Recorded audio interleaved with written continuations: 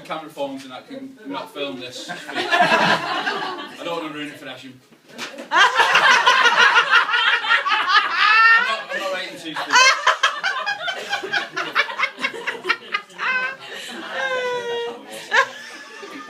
But keep it in mind, I don't get that.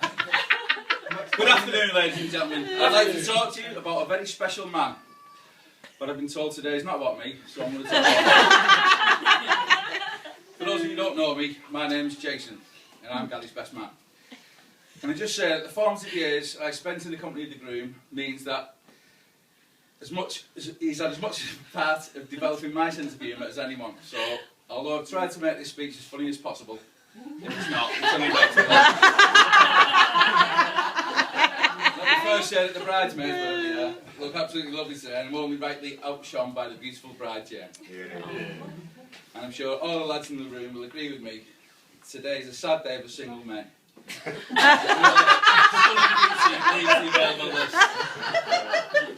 And ladies, I'm sure you'll agree with me. Today's passing is met with a sigh of relief.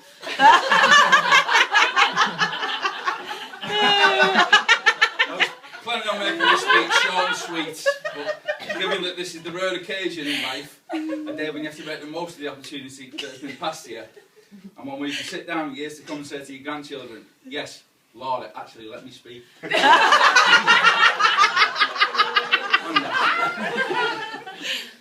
Now, since I was asked to be best man, I've had many a sleepless day in work trying to figure out what to say about my best mate, Gary. Rest assured though, unlike many best man speeches that are full of sexual innuendo, I promised Gary and Jane that if it was anything slightly risque, I would whip it out immediately. In fact, I must be one of the only best men to get written guidelines from the bride to be. And I'd like to read you a letter today that Jane sent me.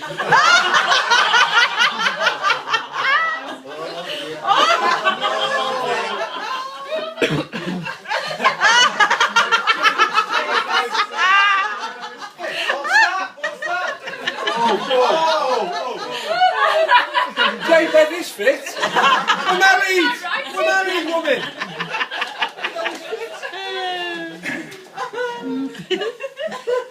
Jason, I was very pleased when Gary asked you to be our best man. I instantly knew that he'd made the right decision.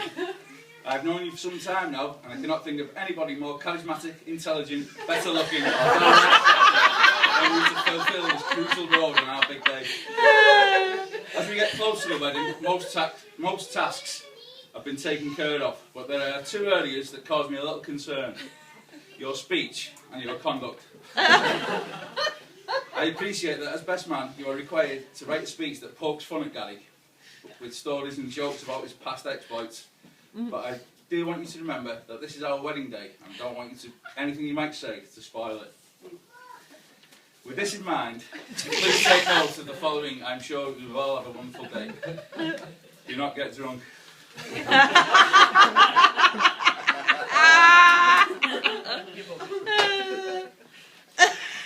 Do not use bad language. Go on. Do not tell dirty jokes. Do not sing. Don't let Gary sing. Do not mention Gary's little problem. Don't let Gary drink hard vodka and Red Bulls. Don't let Gary drink Smirnoff Ice. Don't let Gary drink. Finally, make sure you keep your clothes on and Gary keeps his on too. Love, Jane.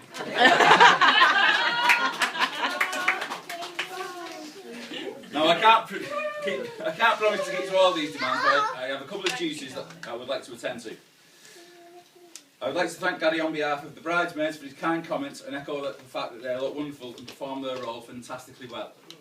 I'd also like to say that, and you'll agree with this, that Jane looked absolutely lovely today.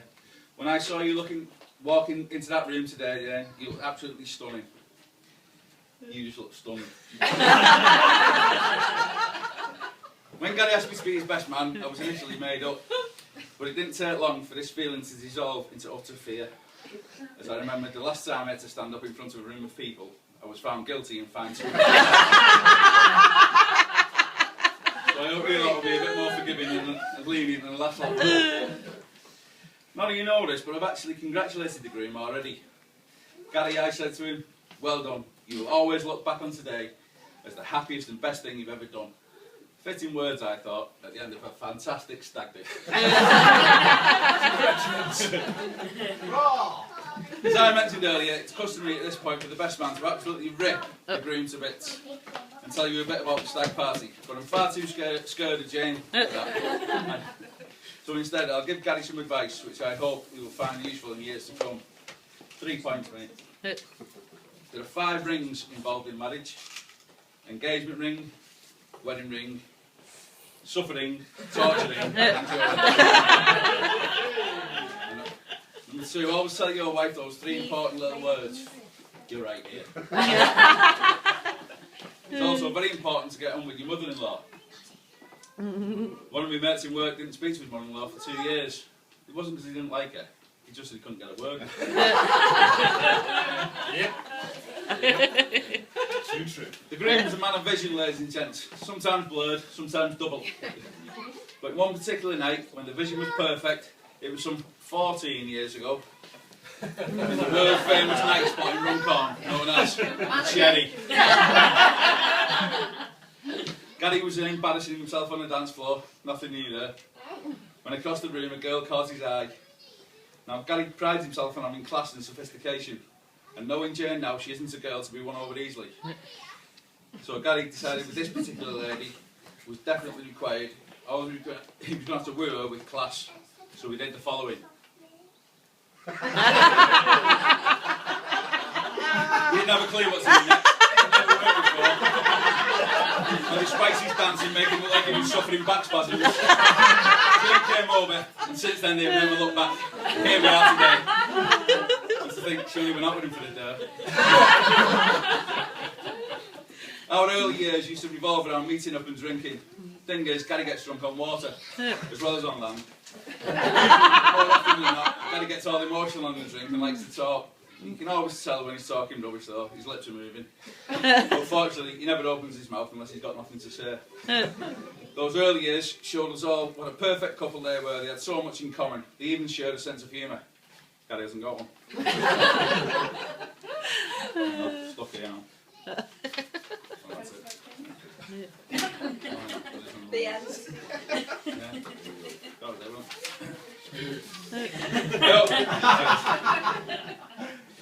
I always think me and Gary are very similar, but he has been described to me as lazy, selfish, arrogant and insensitive.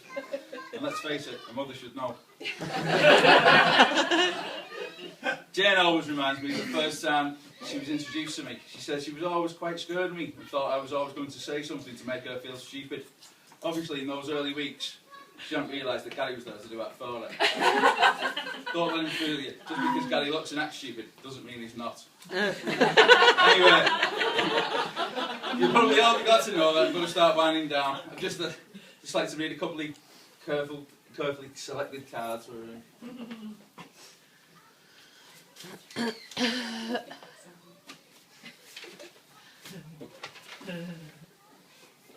Sound. Smooth, isn't it? Yeah.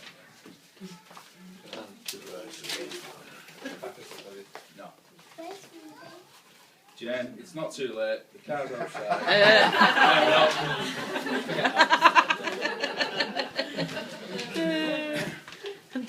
The thought of being best man can be very daunting and scary for most people, but thankfully my job has been made easy today by the very fact that I'm honoured to do it for a mate like Gary. I'm proud to have been asked to be your best man. I wish you all the love, luck and happiness in the world, and I'm sure everyone else will agree with me. That was agree with me.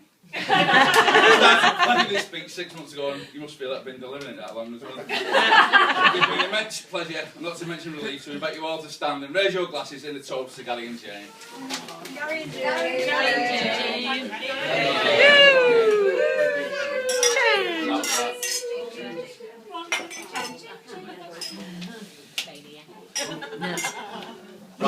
Round of applause.